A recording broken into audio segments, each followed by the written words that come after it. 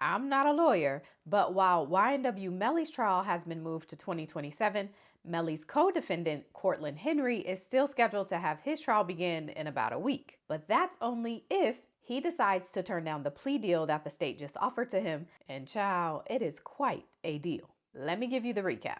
So in case you're new to this case or just need a reminder, this is 26-year-old Cortland Henry, and on October 26, 2018, after spending some time at a recording studio, he, rapper YNW Melly, and two additional friends, YNW Sack Chaser and YNW Juvie, left that studio.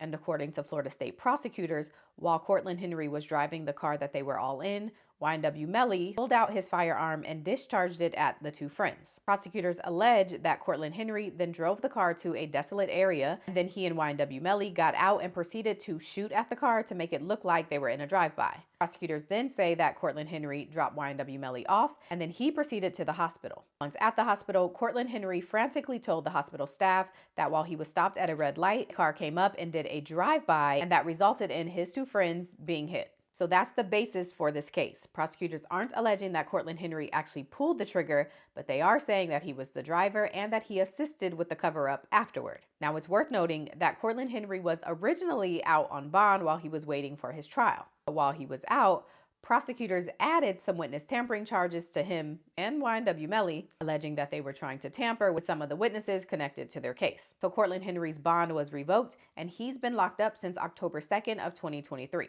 So for his two cases, Cortland Henry is charged with 2 first-degree M charges. That's for the death of Sack Chaser and Juvie. And those are mandatory life sentences. So if he's convicted, he will get mandatory life sentences. He also has 2 accessory after the facts. And of course, that's for the cover-ups. He then has the tampering with witness charge, directing activities of a criminal gang, conspiracy to commit tampering, as well as unlawful use of two-way communications, which I think has to do with him communicating with YNW Melly that they could tamper with the witnesses. So those are the charges, and here's a clip of the judge telling Cortland Henry what his total maximum sentence could be for all of these charges. As to all the charges that you're facing, the maximum possible penalties are as follows. It's life in Florida State Prison, followed by life in Florida State Prison, followed by life in Florida State Prison, followed by life in Florida State Prison, followed by life in Florida State Prison, followed by 75 years in Florida State Prison. Do you understand the charges and the maximum possible penalties involved? Okay. Facing multiple life sentences when you only have one life is wild. And so, all of that considered, the state has offered him a plea deal. So, Mr. Henry, the state is telling me that they're extending an offer to you, and the offer is as follows. They're going to null process or drop counts 1 and 2, both first-degree murder charges. And in exchange for that, as to counts 3 and 4, in that case, the accessory after the fact to murder in the first degree, you're going to plead no contest to both of those. And as to the 4 counts in case number 2310643 CF10A, you're going to plead no contest to all 4 of those counts. And in exchange for all of that, the state is offering that I would adjudicate you guilty and sentence you to the bottom of your sentencing guidelines, which is 195.45 months, about 16, it's a shade over 16 years and 3 months, 16 years and 3 months. All of those sentences will run concurrently, that is at the same time with each other.